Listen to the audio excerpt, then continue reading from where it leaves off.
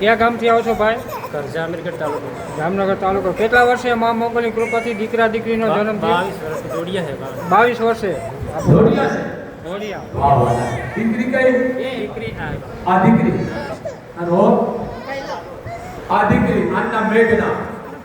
આ દીકરો કઈલા પર. આના માધવ. બીજા રાશિને રાખજો. મેઘના અને માધવ. માધવ આ તમે બધા ઉત્તર નંબર આવ્યા છો. આપણે ભાઈ આ દીકરીના મેઘના નામના માધવ. બીજા બે નામ રાખ્યો રાશિના. 22 વર્ષે દીધા કોઈ ચમત્કાર નથી.